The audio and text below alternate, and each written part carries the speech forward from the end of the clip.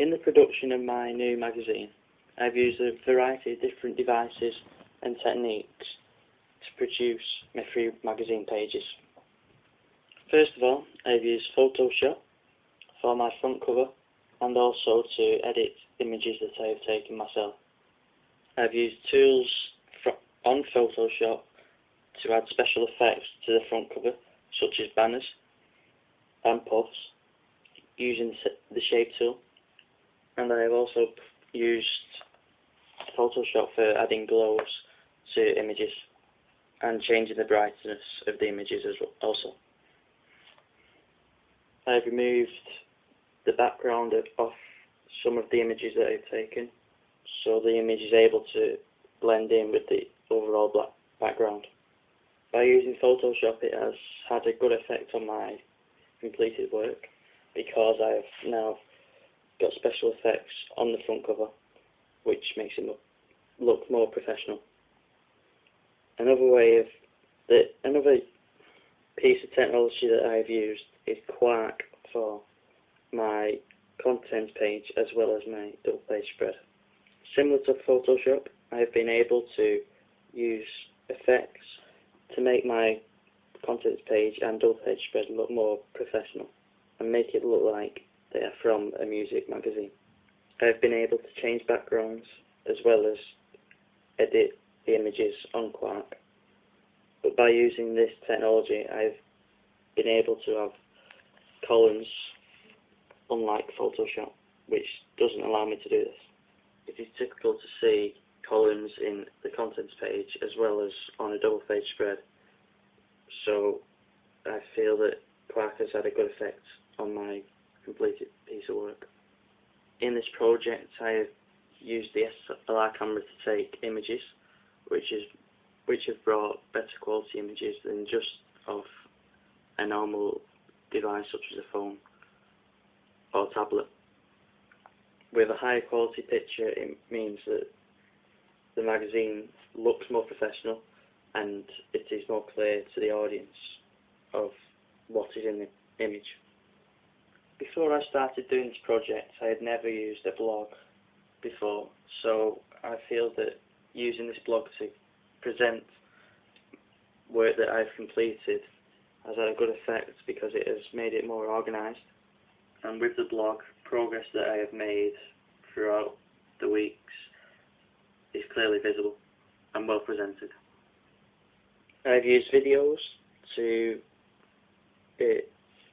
question my target audience to see what they think of my finished magazine pages.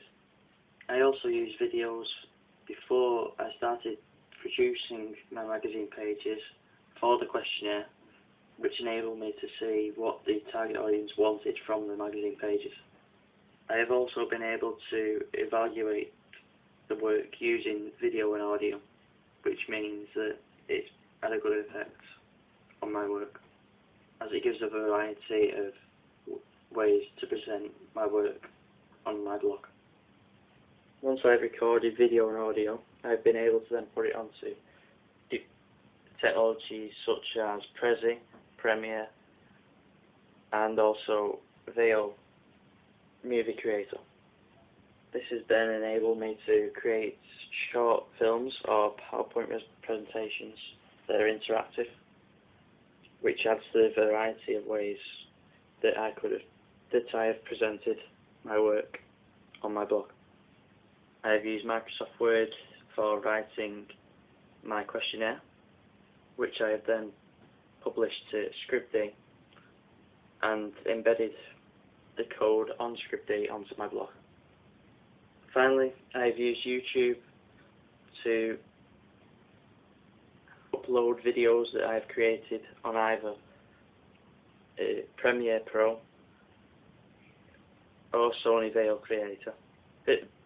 Movie Creator, which I have then embedded onto my blog. Overall, I have found that all of these technologies have had a good effect on my work, because the production of my magazine pages has been a big success. This is also good for me personally, because now I am able to use different technologies in all sorts of things, such as writing reports on Blogger, or even producing videos on Premiere or Sony Vegas Creator. I can even produce interactive PowerPoints on Prezi. As you can see from my prelim to the final piece, there has been a major improvement and development in my work. Firstly, I have now included a medium close-up of the main image, and the image fits with the mise-en-scène of the genre.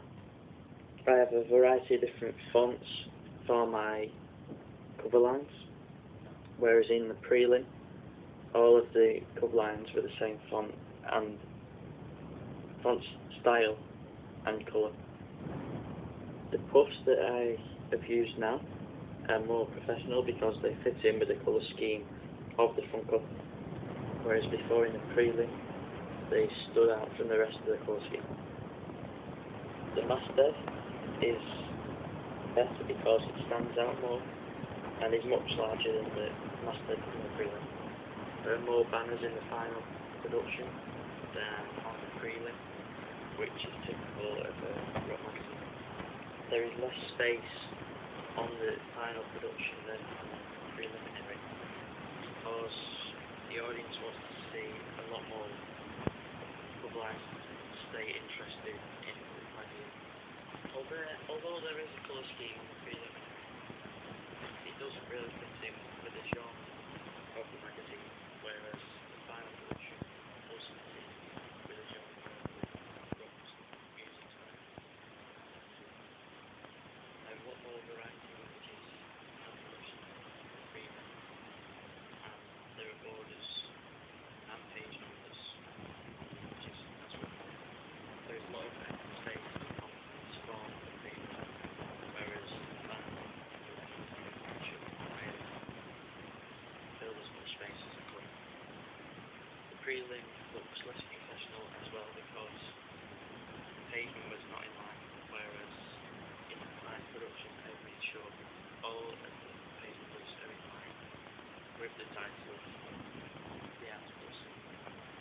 Text is able to stand out a lot more in the final production, which makes it easy to see and grab the attention of the audience.